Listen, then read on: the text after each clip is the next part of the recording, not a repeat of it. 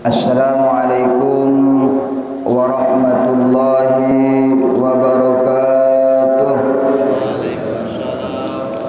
Alhamdulillahi rabbil alamin, wa bihi nasta'inu ala umurid dunya waddin, wassalatu wassalamu ala asyrafil anbiya'i wal mursalin, sayyidina wa maulana Muhammadin wa ala alihi wa sahbihi ajma'in. Subhanaka la ilma lana illa ma 'allamtana innaka antal alimul hakim.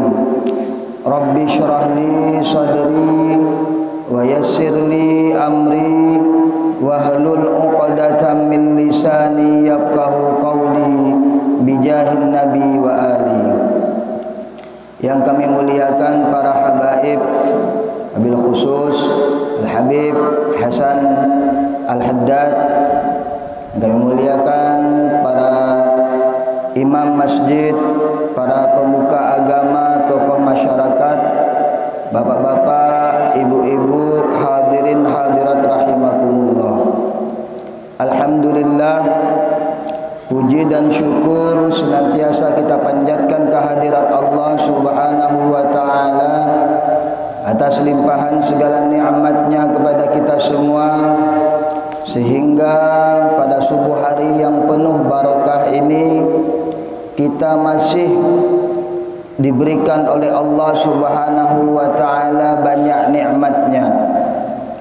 Daripada nikmat yang banyak itu, kita masih dipilih oleh Allah Subhanahu wa ta'ala sebagai orang-orang yang senantiasa mengerjakan kewajiban-kewajiban yang diwajibkan oleh Allah Subhanahu wa ta'ala kepada kita semua.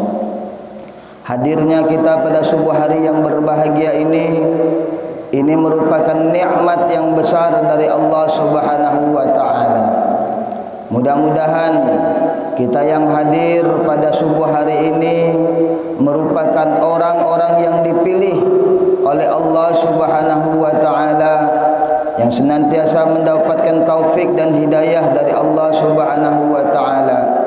Dan mudah-mudahan dengan asbab inilah kita dimatikan oleh Allah Subhanahu wa ta'ala dalam keadaan husnul khatimah. Amin ya rabbal alamin.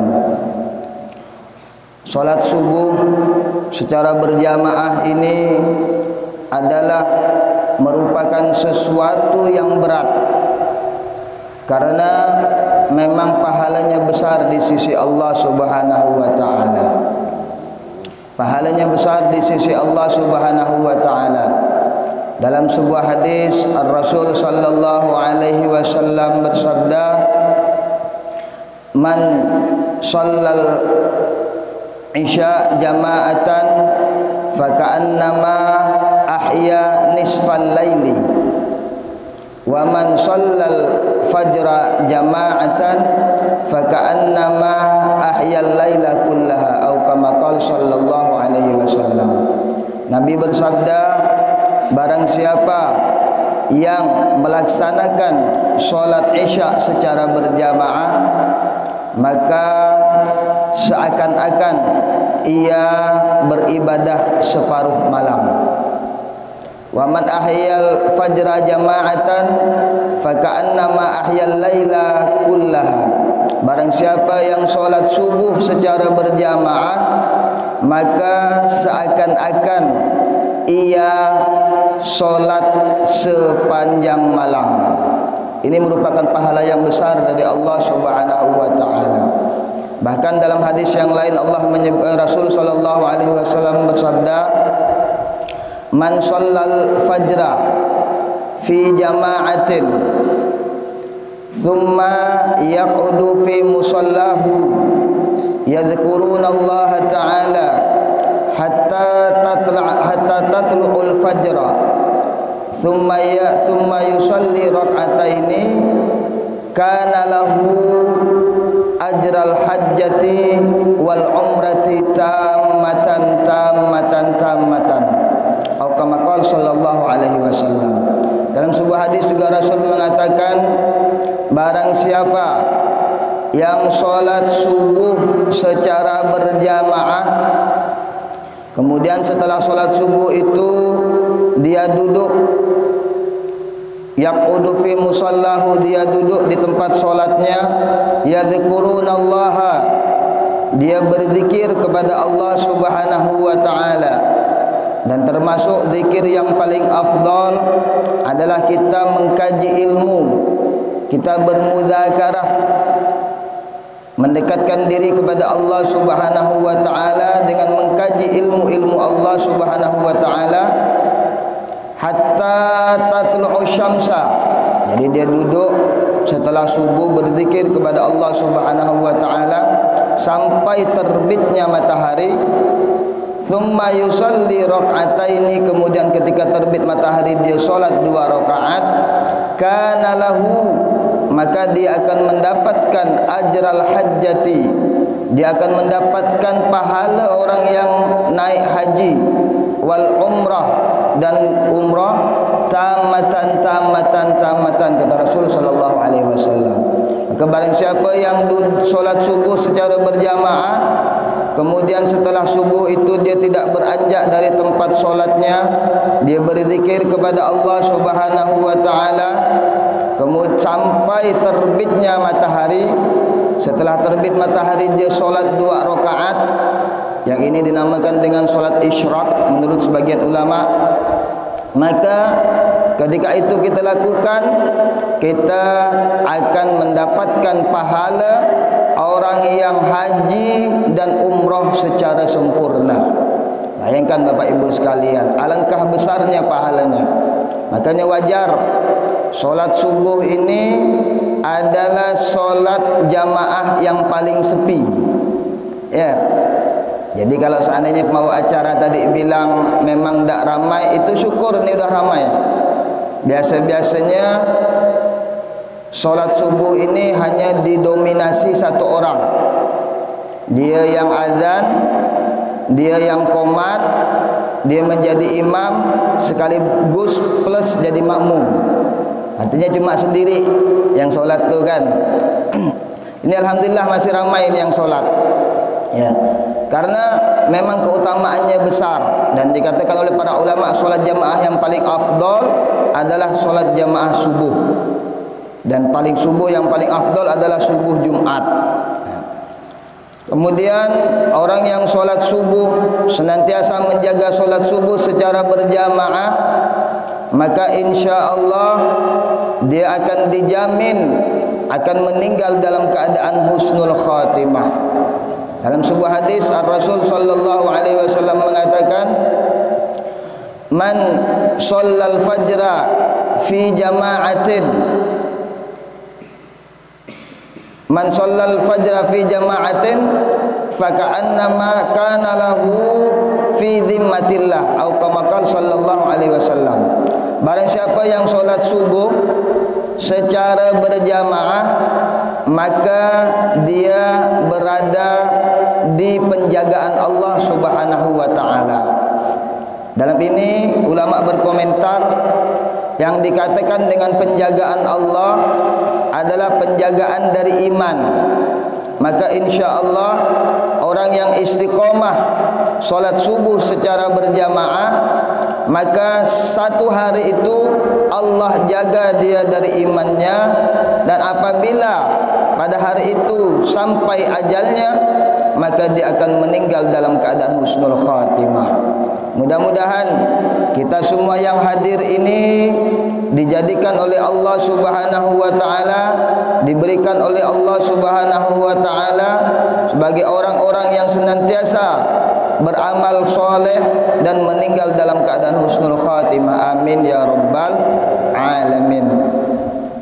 Para habaib yang kemuliakan, hadirin hadirat rahimakumullah. Saya ini bingung mau nyampaikan apa pagi ini. Mau ceramah tak tahu ceramah, mau baca kitab yang besar-besar saya pun tak pandai. Mungkin saya baca yang biasa-biasa saya bacalah. Pada subuh hari ini saya akan membaca sedikit tentang syarat sahnya solat. Ya. Bab syuruti sihhatis shalah, syarat sah salat. Artinya ketika syarat-syarat ini terpenuhi, maka salat kita dianggap sah secara syariat. Adapun syarat sah salat sebagaimana disebutkan oleh di dalam kitab At-Taqriratus Sadidah fil Masailil Mufidah karangan Al-Habib Ahmad Al-Habib Hasan bin Ahmad bin Muhammad bin Salim Al-Kaf, beliau menyebutkan ada 7 syarat sah salat. Yang pertama adalah masuknya waktu. Ya, jadi syarat sah salat itu yang pertama masuknya waktu. Ai la tasihhu sholatu illa ba'da dukhulil waqti, maka tidak sah solatnya seseorang sebelum masuknya waktu. Yakinan, dalam keadaan yakin, au zannan bil ijtihad, mengetahui masuknya waktu ini baik dalam keadaan yakin atau dengan mengira-ngira dengan ijtihad.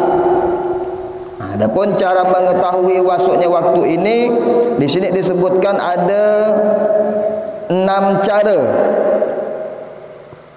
Yang pertama, imkanu ma'rifati yakinil waqti karubi syamsi. Yang pertama, kita mengetahui masuknya waktu dengan yakin seperti dengan melihat matahari. Dengan melihat matahari. Contoh, masuknya waktu subuh dengan terbitnya fajar. Ketika terbitnya fajar shadiq, maka kita yakin bahwasanya waktu subuh sudah masuk. Terbenamnya matahari, kita melihat terbenamnya matahari, maka kita mengetahui bahwasanya waktu maghrib telah masuk. Ini yang dinamakan dengan mengetahui masuknya waktu dengan yakin. Yang kedua, bisa juga dengan mengetahui masuknya waktu itu dengan diberitahu oleh orang yang alim. Wujudu mukhbirin an ilmin, orang yang alim atau orang yang mengetahui. Yang ketiga, as-sa'atul mujarrabah, jam. Jadi kita mengetahui masuk waktu dengan jam. Kalau sekarang dengan jadwal solat, ya.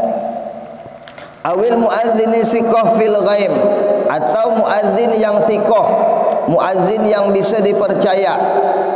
Maka ulama mengatakan salah satu cara untuk kita mengetahui atau meyakini bahwasanya muadzin itu bisa dipercaya,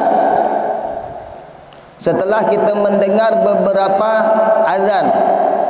Ya, misal kita mendengar Masjid Al-Mutakin ini azan, surau di sana azan, surau atau masjid yang ada di sana juga azan, maka kita yakin bahwasanya waktu subuh sudah masuk.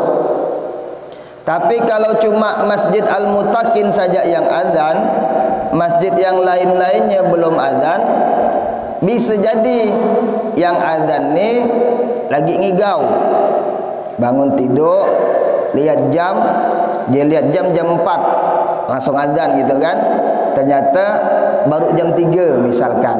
Maklum kan, biasa terjadi.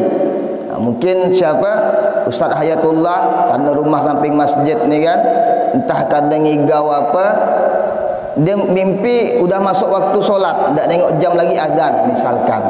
Ya, maka ulama mengatakan kita harus kalau seandainya mengetahui masuk waktu itu dengan mendengar beberapa suara azan.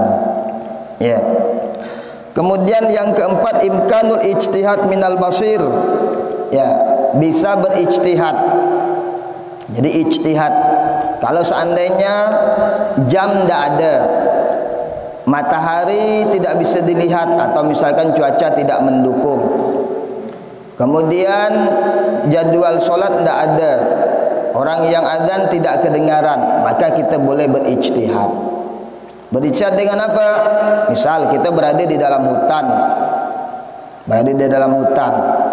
jam tidak bawa, waktu suara azan tidak kedengaran, matahari tidak kelihatan karena gelap misalkan, ya, maka kita bisa berijtihad dengan melihat tanda-tanda yang ada. Misal kita berangkat dari rumah jam 6, maka kita kira-kirakan sekarang kira-kira kita berada di dalam hutan sudah berapa jam. Oh, kita kira-kirakan kita berada di dalam hutan sudah 6 jam. Apa dasarnya? Dasarnya kalau udah 6 jam perutnya udah lapar. Nah, maka ketika kita kira-kirakan 6 jam di dalam hutan, maka kita boleh solat zuhur. Itu namanya ijtihad. Artinya dengan tanda-tanda yang ada. Kemudian juga dengan taklid, mengetahui masuk waktu dengan taklid. Taklid itu artinya kita melihat orang lain. Kalau sekiranya orang lain sudah ramai yang solat, maka kita mengetahui bahwasanya memang sudah masuknya waktu solat. Si A udah solat, si B udah solat, si C udah solat. Maka itu bisa menjadi tanda tentang masuknya waktu solat. Jadi syarat sahnya solat yang pertama, mengetahui masuknya waktu solat dengan yakin atau dengan ijtihad. Maka apabila orang solat dia tidak memastikan masuknya waktu solat, maka solatnya tidak sah, walaupun kenyataannya dia solat sudah masuk waktu. Misal kita ketika di siang hari tidak mendengar suara azan, tidak melihat jam, langsung solat, Allahu Akbar, solat zuhur. Ternyata setelah kita solat zuhur baru kita melihat jam. Oh, memang sudah jam 12. Kata kita kan masuk waktu. Tapi sebelum solat kita tidak melihat jam, maka solat kita tidak sah. Kenapa tidak sah? Kita tidak memastikan kita solat telah masuk waktu. Maka ketika kita sebelum solat, kita harus memastikan bahwasanya sudah masuk waktu. Tadi dengan cara mendengar azan atau melihat jam atau memang berijtihad. Lain halnya kalau orang sudah berijtihad ternyata ijtihadnya salah. Misal dia dengan mendengar jam tadi itu, melihat jam, dia lihat jam sudah jam 12, maka dia bantailah solat karena jam 12 sudah masuk waktu zuhur. Ternyata selesai solat orang baru azan, dilihatnya rupanya memang jamnya salah, anaknya nakal, jam dicepatkan misalkan, maka terbukti bahwasanya dia solat dalam keadaan belum masuk waktu. Maka ketika kita solat dalam keadaan belum masuk waktu, maka solat kita tidak sah, dan solat tersebut wajib untuk diulang. Wajib untuk diulang. Akan tetapi solat yang telah kita kerjakan dengan ijtihad tadi, dengan memang sudah memastikan masuknya waktu, walaupun salah tetap mendapatkan pahala dari Allah Subhanahu wa taala. Jadi kalau seandainya kita mempunyai hutang solat, maka solat tadi sebagai pengqadha. Kalau misalkan kita solat zuhur tadi sebelum masuk waktu, maka sebagai pengqadha solat zuhur yang kita tinggalkan. Kalau kita tidak mempunyai hutang solat, qadha solat, maka kita mendapatkan pahala solat sunnah mutlak. Ya. Syarat sah solat yang kedua, istiqbalul qiblah, menghadap ke kiblat. Yajibu istiqbalu ainil qiblah inda Syafi'iyah, wajib menghadap ke kiblat menurut mazhabnya Imam Syafi'i. Wala yakfi istiqbalul jihati faqat alal mu'tamad, maka menurut mu'tamadnya mazhabnya Imam Syafi'i tidak cukup hanya menghadap ke arah kiblat. Ya, jadi beda menghadap ke kiblat dengan menghadap ke arah kiblat. Kalau menghadap ke arah kiblat, kalau macam kita bisa jadi barat itu arah kiblat. Tapi kalau menghadap ke kiblat itu bukan pasnya di barat. Makanya banyak kita temui beberapa masjid yang ketika diadakan pengukuran dengan alat yang memang sudah terbukti atau alat yang memang sudah memenuhi standar. Banyak masjid kita yang kurang ke kanan,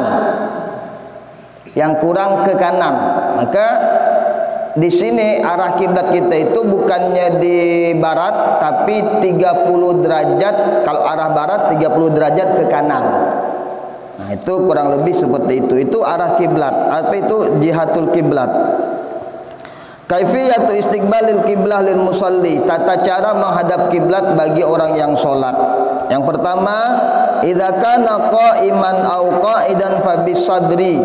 Kalau kita solatnya dalam keadaan berdiri atau solatnya dalam keadaan duduk, maka patokan kita menghadap kiblat adalah dada. Maka dada kita tidak boleh berpaling daripada kiblat.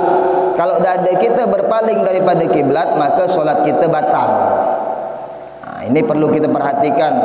Biasanya yang sering terjadi ini orang salam, Assalamualaikum warahmatullahi, Assalamualaikum warahmatullahi. Nah, ini hati-hati, batal solat kita karena dada kita sudah berpaling daripada kiblat. Yang seharusnya kan ketika kita salam yang berpaling atau yang bergerak hanya kepala. Dan ini sunnah, kepala itu melirik ke bahu kita. Assalamualaikum warahmatullahi, Assalamualaikum warahmatullahi. Seperti itu. Nah, ini juga perlu kita perhatikan. Apalagi menjadi imam, jangan sampai solatnya batal. Kita tidak tahu. Ketika solat kita batal, kita berdosa dan kita menanggung dosanya jamaah. Jamaah yang kita imami itu batal juga solatnya. Nah, ini perlu diperhatikan. Idza kana muttaji'an fabil wajhi wasadri. Kalau seandainya kita solat dalam keadaan miring, maka patokan menghadap kiblatnya adalah dada dan muka. Ya. Kemudian idza kana mustalqiyan, kalau kita dalam keadaan terlentang, maka patokan menghadap ke kiblatnya fabi akhmasai qadamaihi wa wajhihi. Maka patokan menghadap kiblatnya adalah kaki dan muka dan wajah kita. Ya. Yajuzu tarku istiqbalil qiblah fi halatain. Wa boleh tidak menghadap kiblat dalam dua keadaan. Yang pertama, fi sholati syiddatil khauf, pada solat syiddatil khauf.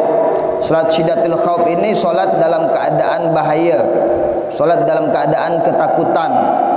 Misal dalam peperangan atau dalam keadaan kita solat ada musibah.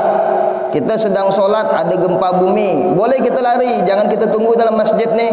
Nanti masjidnya roboh nimpak ke kita. Kita lari, tidak apa-apa. Kita keluar dari masjid, walaupun tidak menghadap ke kiblat, tidak batal solat kita. Itu namanya solat syiddatul khauf. Asal jangan ngomong saja. Kalau ngomong batal solatnya. Nah, kemudian yang kedua, boleh tidak menghadap kiblat fi nafilatis safar al-mubah. Ketika kita di dalam kendaraan, ketika dalam perjalanan, di dalam kendaraan, kita boleh solat sunnah walaupun tidak menghadap ke kiblat. Misalkan kita sudah istiqomah solat duha. Ketika kita di pagi hari mau ke Ketapang itu kan arahnya tidak menghadap kiblat. Kita dalam mobil, maka kita boleh solat sunnah duha di dalam mobil walaupun tidak menghadap ke kiblat. Selanjutnya syarat sah solat yang ketiga, at-taharatu anil hadatsain, suci dari dua hadas, dari hadas kecil dan hadas besar. Hadas kecil disucikan dengan wudu, hadas besar disucikan dengan mandi wajib atau mandi hadas besar. Syarat sah solat yang keempat adalah at-taharatu anin najasati, suci dari najis, fi thawbi, di pakaian kita, wal badani, dan badan, wal makan, dan tempat solat. Nah, maka ketika kita solat harus suci daripada najis di pakaian kita. Yang dinamakan pakaian adalah semua sesuatu yang melekat di badan kita. Kalau laki-laki dari kopiah, baju dalam, baju kaos dalam, sarung, kemudian celana dalam. Kalau pakai syal, pakai ridak, ridaknya termasuk juga. Yang pakai cincin, cincin termasuk juga pakaian. Maka semua yang kita pakai itu harus suci daripada najis. Jangan sampai ada yang kita pakai itu sesuatu yang membawa najis atau sesuatu yang terkena najis. Kopiahnya ke, atau syalnya ke, atau bajunya ke, atau cincinnya ke, itu semuanya harus suci daripada najis. Wal badan, dan juga badan kita harus suci daripada najis. Dan badan di sini yang dikatakan badan adalah badan yang di bagian luar. Dan termasuk badan bagian luar yang harus suci daripada najis adalah hidung, lubang hidung. Dalam lubang hidungnya harus suci daripada najis. Kemudian mulut, dalam mulut kita ini harus suci daripada najis. Kemudian juga telinga, kemudian juga mata. Nah, itu yang harus suci daripada najis. Kemudian yang juga harus suci daripada najis adalah makan ataupun tempat solat. Yang dinamakan tempat solat ini adalah lantai yang menempel dengan anggota tubuh kita. Jadi yang menempel dengan dahi, yang menempel dengan jidat kita, yang menempel dengan kedua telapak tangan kita, yang menempel dengan lutut atau pakaian, dan juga kaki kita. Maka semua yang menempel itu harus suci daripada najis. Tidak boleh ada najisnya. Adapun kalau seandainya di bawah ini misalkan, sini ada najis misalkan, kita solat, ya kita solat gini, najisnya di bawah, itu tidak apa-apa, tidak sah, sah hukumnya solatnya, karena najis ini tidak menyentuh badan kita, ya di bawah ya dia, walaupun hukumnya makruh. Walaupun hukumnya makruh, kalau bisa kita hindari, kita hindari. Apakah kita maju, ataupun kita mundur, ataupun geser ke kiri, ataupun geser ke kanan. Kemudian syarat sah solat yang kelima, satrul aurah, menutup aurat. Apa itu aurat? Aurat secara bahasa an-naqsu, suatu kekurangan. Adapun secara syariat, ma yajibu satruha wa yahrumun nazru ilaiha, sesuatu yang wajib untuk ditutup dan haram untuk dilihat. Adapun auratnya laki-laki itu ada 4. Yang pertama, fil khalwah as-sau'atan, ketika kita dalam keadaan sendiri, ketika di dalam keadaan sepi, kita di dalam kamar sendirian, atau di dalam WC sendirian, atau di dalam rumah sendirian, maka aurat kita as-sau'atan. Apa itu sau'atan? Yang menutup kemaluan depan dan kemaluan belakang. Artinya kalau kita dalam kamar sendiri pakai CD, pakai celana dalam, itu sudah dianggap menutup aurat.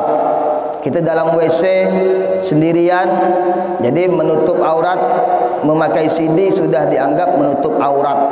Itu auratnya laki-laki. Kemudian wa fis shalah wa 'indan nisa'il maharim war rijal ma baina surrah war rukbah. Auratnya laki-laki di dalam solat dan di depan perempuan yang mahramnya dan di depan laki-laki yang lain adalah di antara pusar dan lutut. Wa 'indan nisa' al-ajanabiyat jami'ul badan, dan di hadapan perempuan yang ajnabi yang bukan mahramnya seluruh badan. Wa 'inda halilatihi la aurata lahu, dan di depan istrinya tidak ada aurat. Dari istri di depan suami tidak ada aurat, suami di depan istri juga tidak ada aurat. Adapun auratnya perempuan itu ada 5 bagian. Yang pertama fil khalwah wa 'indan nisa war rijal al maharim ma baina surah war rukbah.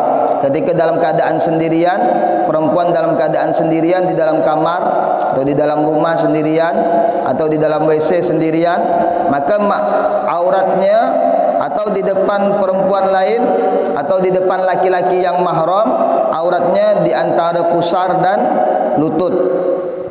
Di dalam solat jami'ul badan illal wajah wal kafain. Di dalam solat seluruh badan kecuali muka dan kedua telapak tangan.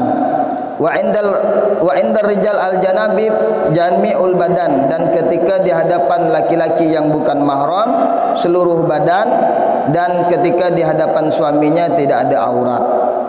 Syarat sah solat yang keenam al ilmu bi fardiyatiha, mengetahui fardunya solat, ya, mengetahui fardu solat. Asyartu sabi, syarat yang ketujuh, alla ya'taqida fardan min furudiha sunnatan, tidak meyakini fardu daripada fardu solat itu hukumnya sunnah.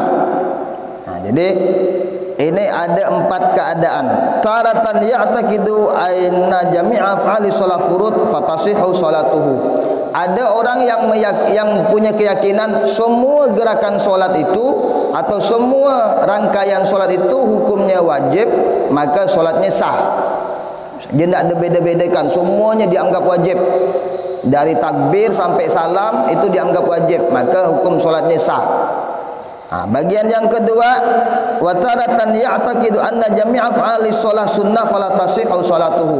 Bagian yang kedua, orang yang mempunyai keyakinan semua rangkaian solat dari takbir sampai salam itu diyakini sunnah, maka tidak sah solatnya. Yang ketiga, wa taratan ya'taqidu anna fi sholati furudan wa sunanan walakin la yatamayizu bainahuma. Ada orang yang berkeyakinan bahwasanya di dalam solat itu ada yang fardu, ada yang sunnah, tapi dia tidak beda-bedakan, artinya tidak dirinci, maka itu pun sah solatnya bagi orang awam.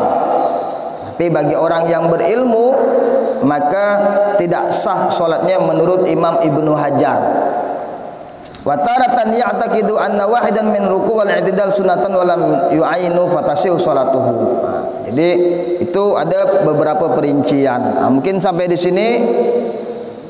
Sebelum kita tutup, ada yang kurang jelas mungkin, atau ada yang mau ditanyakan? Assalamualaikum warahmatullahi wabarakatuh. Assalamualaikum warahmatullahi wabarakatuh. Kami ingin menanyakan tadi tentang taklid, masalah Jumatan. Jumatan itu kita lihat orangnya cukup ramai sembahyang, tapi ada di dalam hati merasa ragu apabila termasuk orang yang kamil atau enggak, karena satu syarat dari waktu sehari kan harus 40 orang baru sahnya Jumat. Bagaimana kalau kita adakan taklidan? Sekian, assalamualaikum warahmatullahi wabarakatuh. Waalaikumsalam warahmatullahi wabarakatuh. Memang pendapat mu'tamad mazhabnya Imam Syafi'i, syarat sahnya solat itu harus 40 orang yang mukim, ya, 40 orang yang penduduk asli situ, ya. Maka kalau kita berpendapat dengan pendapat yang mu'tamad tadi, maka tak sah hukumnya solat yang tidak sampai 40 orang. Adapun ada pendapat yang lain selain mazhab Imam Syafi'i, atau ada pendapatnya ulama yang mengikuti mazhabnya Imam Syafi'i, tapi pendapat ini lemah, bukan pendapatnya mu'tamad. Ada yang mengatakan walaupun tidak cukup daripada 40 orang maka dianggap sah. Ini boleh kita pakai dalam keadaan-keadaan tertentu. Misalkan di suatu daerah yang memang penduduknya minoritas, sedikit penduduknya, maka boleh pendapat yang mengatakan solat Jumat walaupun tidak 40 orang sah. Seperti itu. Misalkan di mana? Di Begasing. Saya pernah ngasih pengajian di sana, di Begasing, yang solat Jumat hanya belasan orang. Ya, hanya belasan orang sana solatnya. Maka udah kita pakai pendapat yang membolehkan solat Jumat walaupun tidak cukup 40 orang, seperti itu. Tapi kalau orang yang cukup, Ustaz, ya, di sana ada 60 orang, tapi nyatanya tiap kali Jumat itu tidak pernah cukup masjid itu gimana itu? Nah, itu tadi itu, tinggal kita, kalau kita mau pendapat mu'tamadnya mazhabnya Imam Syafi'i, maka kita tidak sah mengerjakan Jumat, artinya kita mengerjakan sholat zuhur. Ya. Kan lagi yang lain, silakan. Ibu-ibu mungkin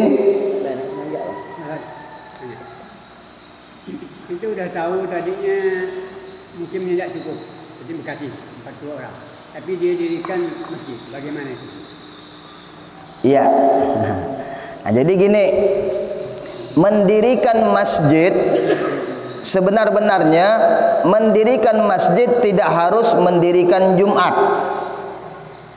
Mendirikan masjid tidak harus mendirikan Jumat. Ketika masjid didirikan tapi jamaah Jumatnya tidak cukup, jangan didirikan Jumat di situ. Kita gabung saja di masjid yang cukup. Nah, seperti itu. Contoh macam di Hadramut itu, di sana ada namanya Masjid Jami'. Masjid Jami' itu artinya masjid tempat berkumpul. Di sana itu setiap daerah, di sana tidak ada namanya musola, semuanya masjid. Nah, kalau di sini ada nama musola, kalau di sana semua namanya masjid. Kenapa namakan masjid? Orang mengejar keutamaan i'tikaf di dalam masjid tersebut. Tapi tidak semuanya didirikan solat Jumat. Solat Jumat hanya didirikan di Masjid Jami'. Nah, jadi solat Jumat itu berkumpullah satu desa atau bahkan mungkin satu kecamatan ngumpul. Nah, di situ didirikan Jumat. Nah, namanya Masjid Jami'. Adapun masjid yang kecil-kecil ini tidak mendirikan Jumat seperti itu. Nah, ya. Jadi mendirikan masjid tidak harus mendirikan Jumat. Kalau memang tidak cukup orangnya, tidak usah didirikan Jumat. Kita menggabung di masjid yang terdekat saja. Gitu. Ada lagi mungkin yang lain, silakan. Nah, cuma anggapan kita kadang kan kalau masjid berarti Jumat, gitu kan? Kalau yang tidak Jumatan musola. Sebenarnya mungkin agak keliru, ya, agak keliru. Jadi yang dinamakan masjid itu dia penentuan awal. Orang yang berwakaf ini mau diwakafkan sebagai apa? Sebagai musola ataupun sebagai masjid. Kalau wakafnya sebagai masjid, maka dia dinamakan masjid walaupun kecil. Kalau kita kan berpatokan kalau besar masjid, kalau kecil musola. Kalau lebih kecil lagi langgar namanya. Nah, makanya sah orang sholat di langgar. Ya, orang sholat di langgar sah. Ada lagi mungkin yang lain, silakan. Iya, silakan. Seandainya kita semua di sini ramai ini 100 orang lah ya pasarnya. Terus kita pergi ke suatu daerah. Apakah kita yang ramai-ramai ini diwajibkan mendirikan sholat Jumat atau hanya sholat zuhur ya? Kalau masalah wajib, dia tidak wajib karena kita dalam keadaan musafir. Tapi seandainya kita mendirikan Jumat, sholat Jumat kita sah. Ya, kalau kita mendirikan Jumat artinya kita menggabung dengan yang lain, seperti itu kan. Tapi syarat itu kan mukim ya. Kalau kita dalam musafir, kalau kita cuma kita yang sholat ini, yang musafir semua ini, maka kita tidak wajib Jumat, kita mendirikan zuhur.